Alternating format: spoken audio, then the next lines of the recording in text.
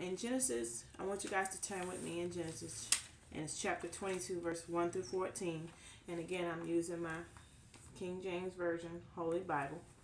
We're going to turn to Genesis chapter 22, verse 1 through 14. And it reads, it says, let me get to it. It says, and it came to pass after these things that God did tempt Abraham and said unto him, Abraham, and he said, Behold, here I am. And he said, Take now thy son, thine only son Isaac, whom thou lovest, and get thee into the land of Moriah, and offer him therefore a burnt offering upon one of the mountains which I will tell thee of. And Abraham rose up early in the morning, and saddled his donkey, and took 2 of his young men with him, and Isaac his son, and clave the wood for the burnt offering, and rose up and went unto the place of which God had told him. Then on the 3rd day Abraham lifted up his eyes and saw the place afar off. And Abraham said unto his young men, Abide ye here with the donkey, and I and the lad will go yonder and worship, and come again to you. And Abraham took the wood of the burnt offering, and laid it upon Isaac his son. And he took the fire in his hand, and a knife, and they went both of them together. And Isaac spake unto Abraham his father, and said, My father. And he said, Here I am, my son. And he said, Behold, the fire and the wood, but where is the lamb for a burnt offering? And Abraham said, My son, God will provide himself a lamb for a burnt offering. So they went both of them together. And they came to the place which God had told of. And Abraham built an altar there, and laid the wood in order, and bound Isaac his son, and laid him on the altar upon the wood. And Abraham stretched forth his hand, and took the knife to slay his son. And the angel of the Lord called unto him out of heaven, and said, Abraham, Abraham. And he said, Here I am. And he said, Lay not thy hand upon the lad, neither do thou anything unto him. For now I know that thou fearest God, seeing thou hast not withheld thy son, thy only son, from me. And Abraham lifted up his eyes and looked, and behold, behind him a ram, caught in a thicket by his horns. And Abraham went and took the ram, and offered him up for a burnt offering in the stead of his son. And Abraham called the name of that place Jehovah-Jireh, as it is said to this day, In the mount of the Lord it shall be seen. All right, number 1. God will test us. Verse 1. The testing brought by God is always for our benefit and growth. It is to help us, not to harm us. God brings opportunities that challenge our faith and develop our character. Now, you guys, on your own time, you can go to James chapter 1, verse 2 through 4. As I mentioned in the first video, there are a lot of references to scriptures. I won't read all of them, but I will read some of them, but that will give you guys an opportunity to go ahead and read on your own. God often creates situations that stretch our faith and reveal his power and provision. John chapter 6, verse 6. God's direction often takes us out of our comfort zone and doesn't make sense analytically. All right, now we're going to go ahead, and if you guys would turn with me to Isaiah chapter 55, verse 8 and 9. How many of us know that sometimes when you're going through something, it's like, what in the world is going on? Why am I going through this? It doesn't make sense. Logically, it doesn't make sense. In my brain, I'm trying to figure out, why is this happening? But that's how it happens sometimes. It's just like, are you serious? But as we turn to Isaiah chapter 55, verse 8 and 9, I'm almost there, you guys.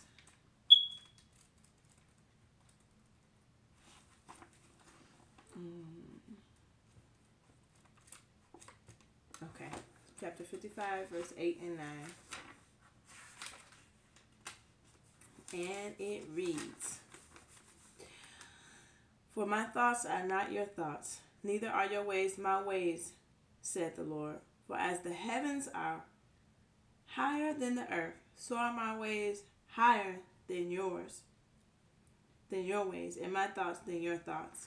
And that's a prime example of what I said just now. Like, sometimes you're like, what in the world is going on? Like, this does not make sense. And what the pastor made reference to is, prime example, Okay, now we all know that um, pretty much Paul was a Christian killer. Like he was like a Christian persecutor, and God used him still. From the outside looking in, you'd be like, why in the world would God use somebody that was killing his own people? And he ended up being one of the biggest evangelists in the world. A prime example when we talk about David and Goliath. David was a little shepherd boy. Goliath was 9 feet tall. It's like, okay, now this little boy had a slingshot. Okay, and it's like, okay, you're just 9-foot giant. I don't know. I wasn't there. David was probably, I don't know, 5 foot something. But it's like, if you look from the outside and you're like, this little boy is going to get thrashed by this big giant. But God was there and God used him as well. And another prime example was when Peter was on the boat and he saw Jesus from afar. It's like, pretty much this, and I'm just paraphrasing. This is not word for word, but Jesus is like, come with me. Come out of the boat. It's like, you don't walk on water. Jesus was the only person that walked on water. So it's like, that is really weird. Like that he took Peter out of his comfort zone, but Peter believed that he could walk on water. And you think about it, if you guys think about it. When he started to get scared and when he took his eyes off of Jesus, that's when he started to sink. But those are just prime examples of God taking us out of our comfort zone and putting you in situations that doesn't make sense analytically or logically or common sense. The third point, obedience and faith, open the way for God's intervention and provision. Two amazing statements. Early the next morning, that's in verse 3. And what I'll do is I'll go back to Genesis chapter 22, verse 1 through 14. And that's why I'm going back to reference what my notes say.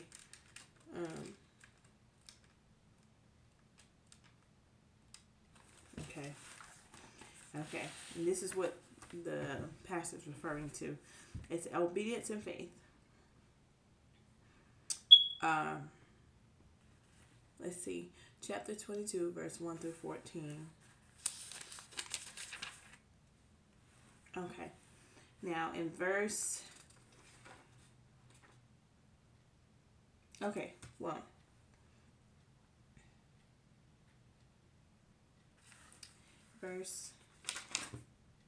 Verses 3 through 11. And this is where it says, our third point, obedience and faith open the way for God's intervention and provision. This is referring to verses 3 through 11 in Genesis chapter 22.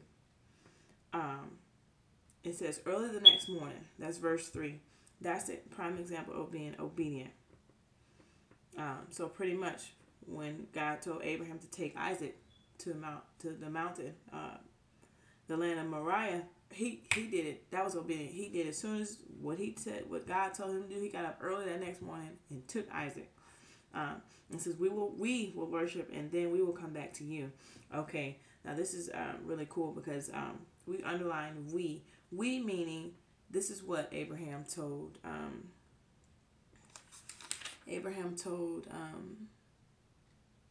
The people that he came with. We will worship. So Abraham and he took Isaac to worship. And we will worship and then we will come back to you. So that was believing. He pretty much was still believing that God would do what he said he would do. Like I said, God told him to take his only son to the land of Moriah to offer him up to be a sacrifice. Now I don't know about y'all. All I have one child and it's a son. I might have been like, hold on, God, please. Are you serious? You gotta. It's a certain level of faith you gotta have. I mean, he's pretty much asking him, but this was all just a test. He was not going to allow Abraham to really kill his son. He was testing his faith. He was stretching him. He took him out of his comfort zone. Abraham's obedience and faith. This is what Abraham's obedience brought afterwards for generations to come. And faith. He brought honor to God. He opened the way for